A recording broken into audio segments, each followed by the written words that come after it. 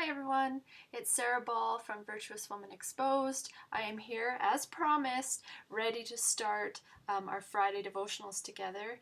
You can head on over to www.virtuouswomanexposed.com if you haven't already and check out my latest devotional that I posted on Hagar. It's called Hagar Was a Bondwoman, and how to not give up on your dreams is basically what it was about. This morning I dropped my kids off at school. I rushed home, ready and motivated to write. I sat down on my bed to spend some time with God before I sat down at the computer, and I prayed a little while, and as soon as I was done and saying, okay God, tell me what to write, I just drew a blank. I just was tired. It's been a really long week. And so my mind was not fresh. And if you are a writer, then you will understand what it's like to have pressure to write and have nothing coming into your brain. But God is faithful. I sat at my computer, I closed my eyes, and I said, God, you're going to have to write for me today because I have nothing. And God was faithful. And I was instantly drawn to the story of Hagar. Actually, I just opened up my Bible and I read a few verses I had underlined in there about her story. And as I began to write, I really became overwhelmed with emotion as to what I was writing down because, number one, I knew it wasn't coming from me. Like I said, I had nothing coming into it. But number two, I knew that this message was for someone in particular, if not quite a few women. And so I just want to share a little bit of it. This devotional is sort of meant to coincide with what I've written on my blog already, but I'm going to turn to Genesis 21:14 to 21. That's the verse that I referred to in my blog post today, and it is about Hagar, who was the slave woman to Abraham and Sarah. And most of you know the story where God had promised Abraham and Sarah that they would have many children, and they couldn't conceive, and they were well into their old age. Sarah, frustrated and discouraged that this promise wasn't coming true, she handed over her bondwoman to her husband Abraham so that she would conceive a son for him and fulfill the promise that God had over him. And it didn't turn out so well, because when other women have your babies, jealousy tends to creep, or when other women have your husband's babies, not your babies, jealousy tends to creep in.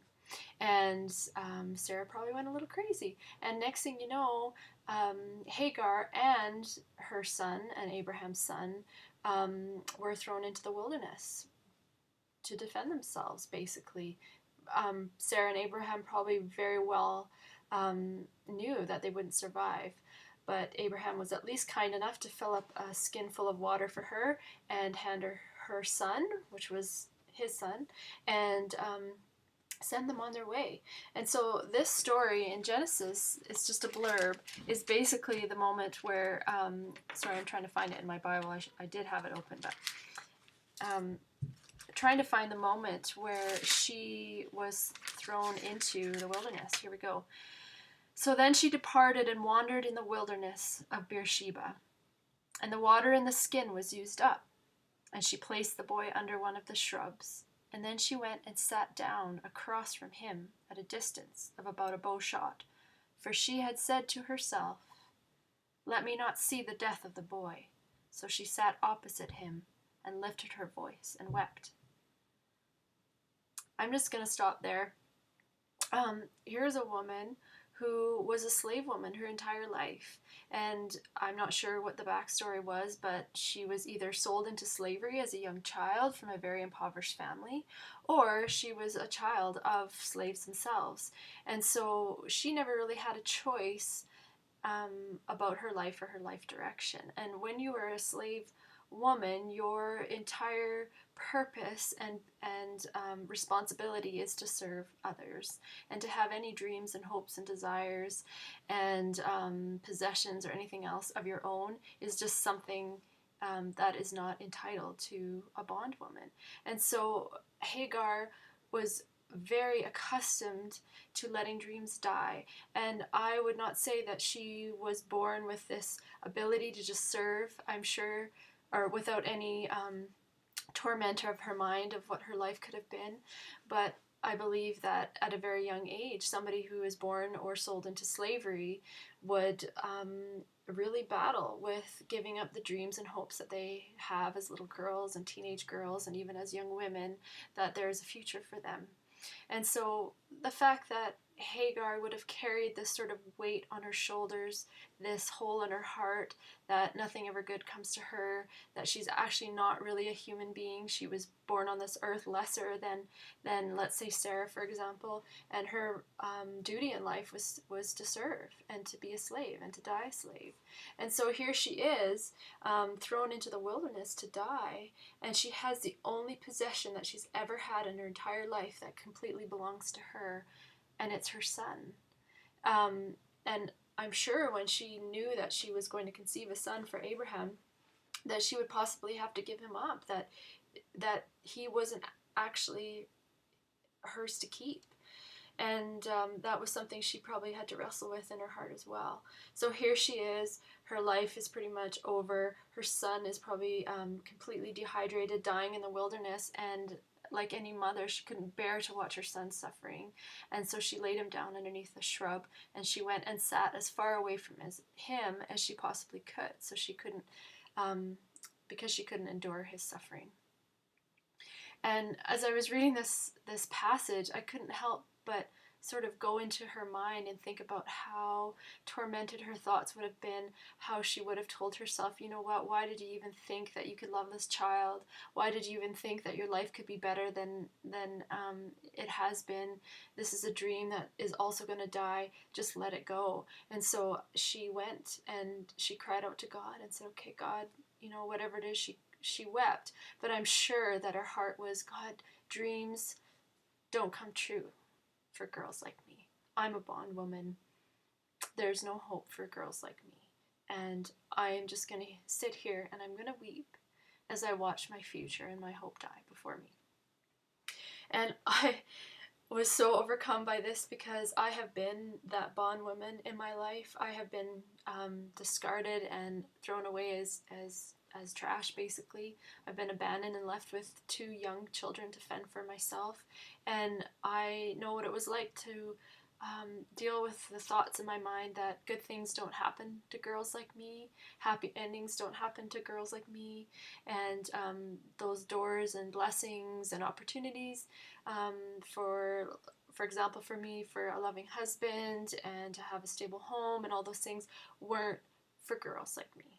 They were for girls like Sarah and for men like Abraham, but not for girls like me.